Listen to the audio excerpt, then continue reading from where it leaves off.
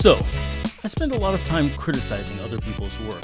I think it's time that I put out some of my own views. I want to be clear that the views I'm expressing here are not really evidence-based per se.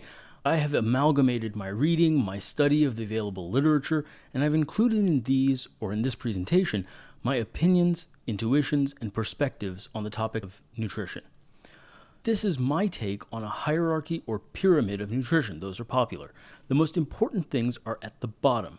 As we go up, things become less and less important. And this is intended to reflect how much time, energy, and effort you should spend on each aspect of nutrition. The things at the bottom should get a maximum amount of effort until they are completed to a certain level, and then move on to the next level. I think that a lot of the problems in nutrition come from the fact that people focus on things at the top of the pyramid, even though they haven't really been successful in hitting their targets on the lower levels. And that creates a completely backward perspective on where we're spending time and attention. So, starting at the bottom, this is what I call the via negativa. And that's taken from Nassim Taleb, but the importance of avoiding toxins, removing excess sugars, high fructose corn syrup, highly palatable and highly processed foods, trans fats, partially hydrogenated oils, tobacco, etc., the biggest bang for your buck if you are taking in high amounts of these things is going to be removing those from your diet. Now, I am not saying that you have to hit perfection here before you move on to the next level, but I am saying that you need to be hitting 80 to 85% success in removing these things from your diet before you focus on the next level. Now, as you can see, the next level is social, relational, and cultural factors. This, I think, is the most ignored aspect of nutrition. We should not eat alone most of the time. We are social creatures, and there is a tremendous amount of community, relationship building, culture, and socialization that happens around food, and should happen around food. It's how we're built, it's how we evolved, and that factor by itself trumps many or most of the other factors that we will get to.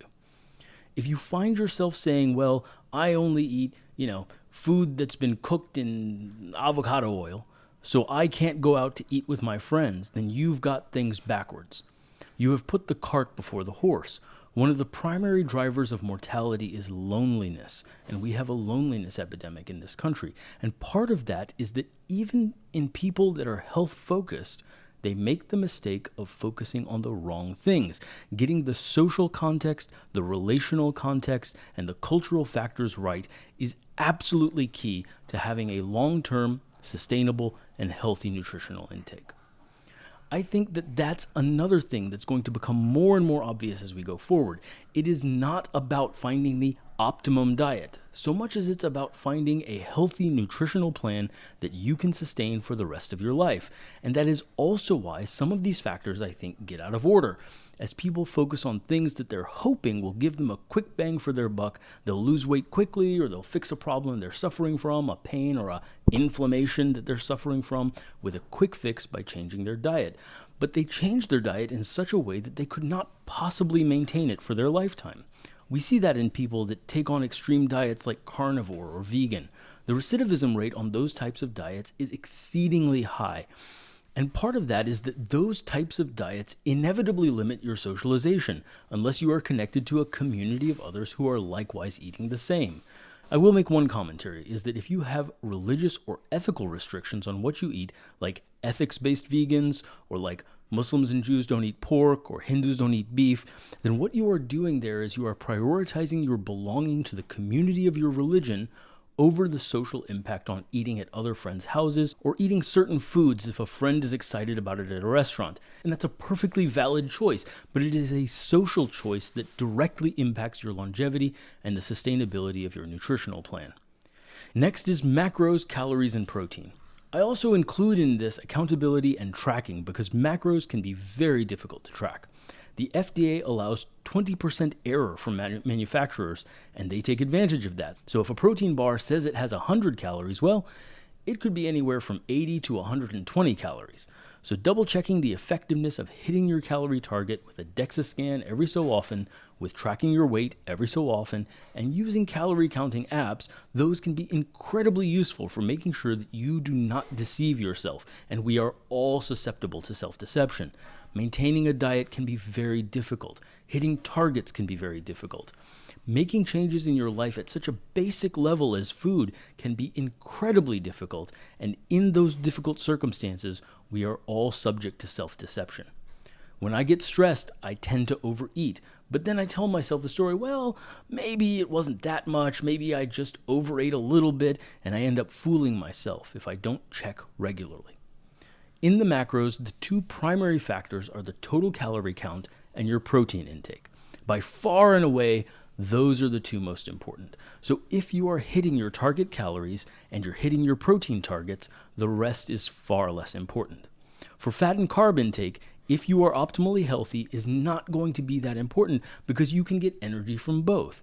You will burn both for fuel. Now, if you have metabolic syndrome or diabetes type 2 or some other condition where your ability to burn fat is a little bit compromised, then you may need to lean toward lower carb intake until your body is trained up in its burning of fat. And that can be measured on a resting metabolic indirect calorimetry test, also called an RMR test, where it can measure at rest how many fats and how many carbs you're burning. And of course, I offer that in my office, but it's also available in many other places. Once that has been achieved, once you are able to burn fat effectively, ideally, for instance, if you're walking on a treadmill at your top walking speed or a light jog, depending on how fit you are, if you can burn more than 6 to 8 kilocalories of fat per minute, depending on your gender, your fat burning machinery is in place. And if that is effective, you will be able to burn fat if you are in a caloric deficit. And at that point, there's no further benefit to having a low carb plan. And again, that's something that can be measured. It doesn't have to be guessed at. Now, the third factor is satiety and palatability. And once again, this speaks directly to the longevity of a diet, how well you are able to maintain a diet over time. Because if a diet hits your calorie targets, hits your protein targets, and you're having a mix of fats and carbs, your DEXA scan doesn't indicate you're fooling yourself over time, and you're able to do that with friends, but you are constantly hungry day in and day out, that is not sustainable. You will not allow yourself to live a life of chronic hunger day in and day out. Similarly, if you find the food that you have chosen in order to hit your macro targets is just not tasty, then once again, you will not live a long-term life of unpleasant food. It is too core to who we are. It's too built into us to enjoy and savor our food. You simply will not follow that diet long-term. It is really critical that you find a way of hitting those macros and then find a way, once you're hitting those macros at about 80% effectiveness. Again, we're not looking for perfection here. We're looking for 80% success before you start working on the next level. And then hopefully refining the lower levels as you move on. If you're hitting those macro targets, then you need to start working on making sure that your diet is filling and satisfying, but also the food is tasty to you. Next, we go to multi-level variability. Again, speaking to the sustainability of a diet, the reality is that we should be eating different things over different time periods. Certainly, we evolved in an environment where food would change seasonally, and I think there may be some benefit we may find to trying to match that. The bigger picture is that you should have times where you overeat. Christmas, your birthday, Thanksgiving, you should feast sometimes. And then there are times where you should fast. Fasting maybe only once or twice a year, maybe as much as once a month. I don't think we really know scientifically what the optimum is. I suspect that once every 3 months would be enough to do a 48-hour fast, but that's just an intuition. Then you should have times where you really gorge yourself, times where you engage in the social and relational and cultural endeavors of feasting on food, celebrating with family, and throwing your diet out the window for the sake of the joy and the experience of celebrating, having plenty, and celebrating being with people that you care about. Similarly, flavor variability. No matter how much you love a food, it can be very difficult to eat that same food over and over again for the rest of your life. That's once again why carnivore has such a high recidivism rate. Most people do not sustain that for their lifetime. Some few people, if they have some autoimmune disease that beats them over the head every time they deviate from that diet, they may be able to sustain it just because the punishment for deviation is so severe. But for most people, if you just feel a little fatigued maybe when you're not eating carnivore, you are not going to sustain that diet for the rest of your life, and some other solution needs to be found. So, now we've talked about variability in macros, in terms of calories, fasting and feasting, but my intuition is that we will find that it is important to vary other aspects of your diet as well. I think there will probably be times where you should be low on protein, and that's a bit controversial, certainly among bodybuilding circles. And maybe the fasting times that I've recommended are enough, since obviously you'll be low on proteins for those 48 hours. But maybe there are times, I don't know, maybe we should all be vegan 1 month out of the year, and we should all be carnivore 1 month out of the year. I think that we are omnivores. We evolved as omnivores, and different foods were available at different times. And I think that if we're talking about optimizing health, I think that you will find that varying your diet in different ways will be important, not only for sustainability, but also for health itself. And that also goes for timing. I think that rather than being very strict about what time you eat food day in, day out, like a metronome for the rest of your life, I think that having flexibility in the timing of your meals will not only create a more sustainable diet, but also create greater health benefits by forcing your body to pull from its stores of fat when you go for a longer period of time without eating, or then replenish yourself when you eat more frequently. So, next up on the list, and you can tell now, there is a huge jump in terms of decreased importance. I think if you were concentrating on these last 5 factors, minimizing toxins, capturing social and relational context for food, hitting your macros in terms of total calories and protein, and tracking that carefully with a DEXA scan so you don't fall into self-deception, and you have a satiating, satisfying, palatable diet, and you have some degree of variability, realistically, that is going to be 90 to 95% of a healthy diet that maximizes your longevity. So from here on, we're going to be talking about factors that add small benefits or add benefits only in particular areas. The next, less important factor here is food quality, food sourcing, micronutrients, the thermic effect of food, and less processed foods. So I said at the beginning to avoid highly processed foods, and that's sort of, you might call that foods that have more than 10 or 20 ingredients, right? Maybe more than 10 ingredients is probably a good metric there. But by contrast here, if you move from foods that have 8 ingredients down to foods that have 2 ingredients, maybe there's some benefit, but if there is, it's going to be pretty minimal. Now, I'm leaving aside here the ethical implications of food sourcing, the effect on the environment of sourcing food from different locations, but if you're talking about tomatoes grown locally have a higher lycopene concentration and that type of thing, I think those are very trivial manifestations. I think that there is some value, for instance, in eating grass-fed meats that have a higher omega-3 to omega-6 ratio, eating organic, eating vegetables that were not artificially ripened, plucked unripe without all the nutrients, and then artificially ripened with ethylene gas or other plant hormones, avoiding antibiotics in the food, so on and so forth. I think that those things matter. I do think they matter, but I don't think that they are critical for health. I don't think that they are the biggest bang for your buck. I think that if you're getting 90% of the benefits on health by hitting the first 5 elements, I think you can add maybe another 5%. Maybe you get to 95% of optimum by improving food quality. So the next up on the list is proven supplements or targeted supplements. If you are working out regularly, you may need to up your electrolyte intake. And there is some benefit, I think, to hitting an optimal fiber intake in terms of maintaining a healthy gut microbiome. Similarly, if you're lifting regularly, creatine as a supplement can absolutely improve your ability to lift weights. It gives you a little extra reserve of energy to add 1 more rep to your routine. It's proven, it's been proven to be safe and effective, and it will improve your lifting.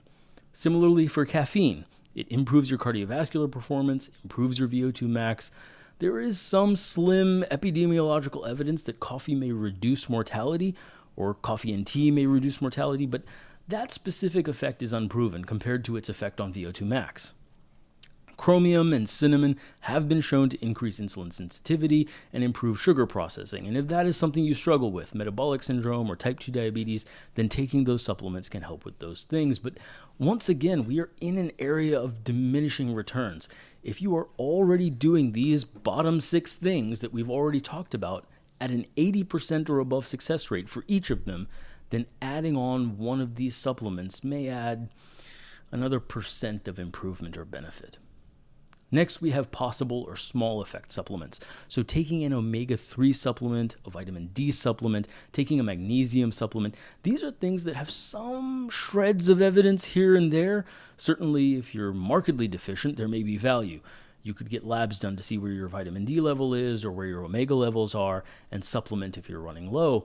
We don't have firm studies yet. We don't have truly proven effects, but I suspect that as the data rolls in, we will find that supplementing our omega-3 intake with supplements in the range of somewhere between 1 and 3 grams per day will probably show some reduction in cardiac events and maybe some reduction in mortality.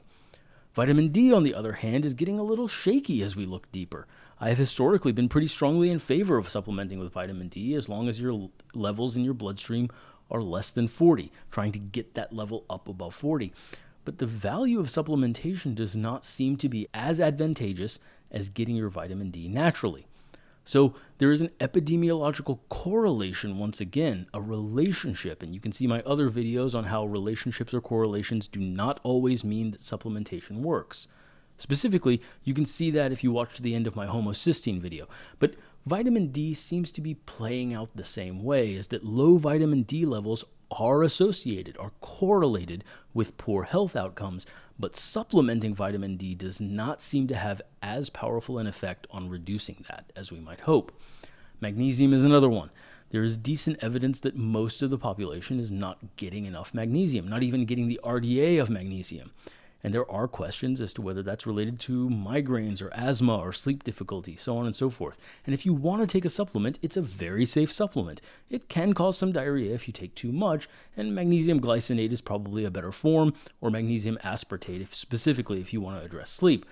But while these may have some benefit in targeted effects, none of these things will provide any huge, life-saving, life-prolonging reduction in mortality.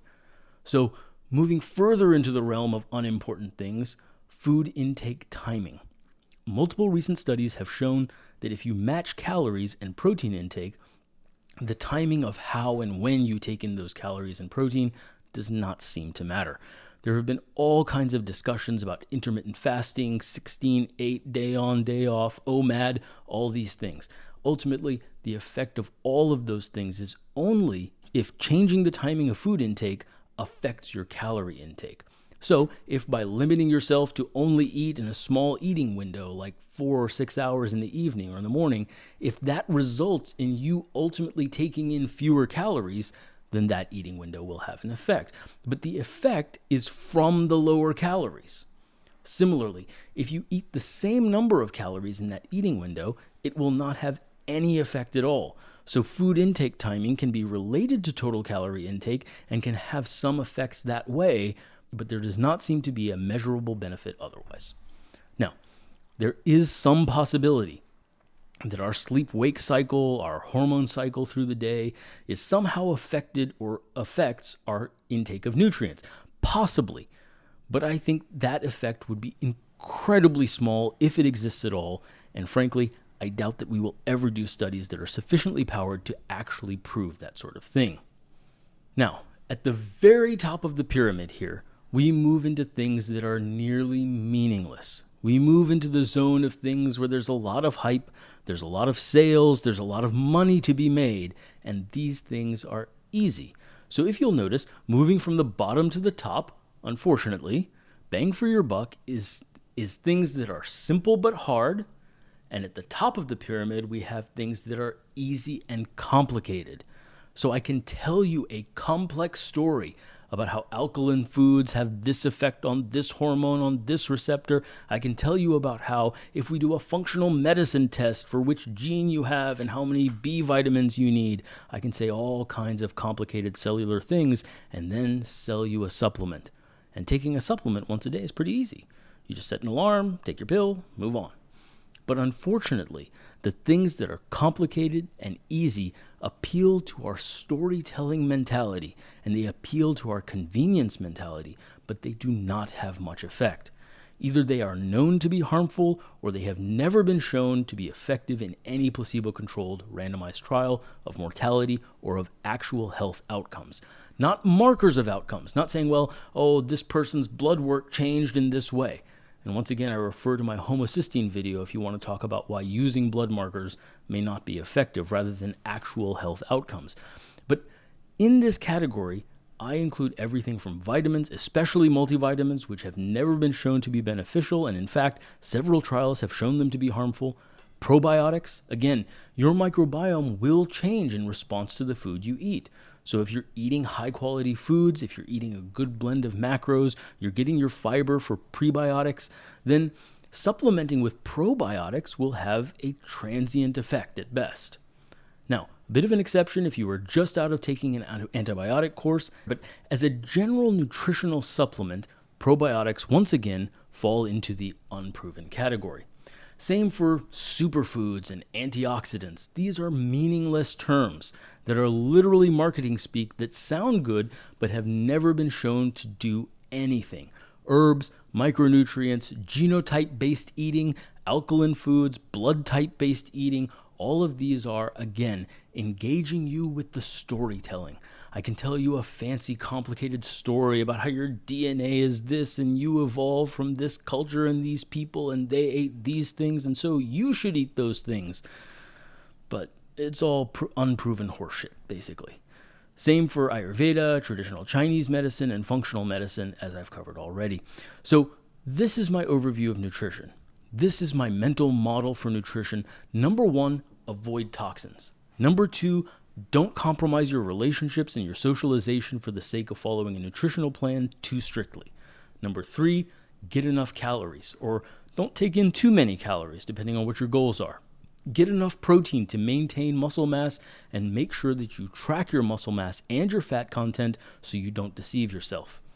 Give yourself objective evidence that actually will prevent you from falling into those mistakes, which we are all susceptible to. Make sure that your diet is sustainable because it is tasty and gives you food that you enjoy and fills you up. And ideally, vary that over time. Don't get too locked into a set diet for the rest of your life. You need some variation. You need to enjoy yourself at cultural events like Christmas and Thanksgiving and your birthday. And then maybe, if you're doing all of that at a really high level and you're hitting all of those targets, getting the results you want in terms of your muscle gains, your fat loss, your body composition, your energy levels, then maybe you can improve things by having a higher quality food that is sourced from higher quality places that have a better set of micronutrients, a better set of omega balance, and maybe will burn a little extra calories because it takes more energy to digest whole foods and less processed foods. And after that, if you were doing all of that at least 80% of the time, you could consider some creatine to help you gain muscle faster, some fiber if you're not getting enough, or some other targeted supplements. And now, after that, you can really pretty much ignore anything else. The remaining set of things that are discussed in so many articles, videos, blog posts on the internet related to nutrition, at best, you're talking about moving from 98% to 99% by implementing all of those things, and some of them actually may turn out to be harmful, and most of them are bullshit. So, my encouragement is to focus on the hard, simple things at the bottom of this pyramid before you start trying to work on things at the top. Thank you very much.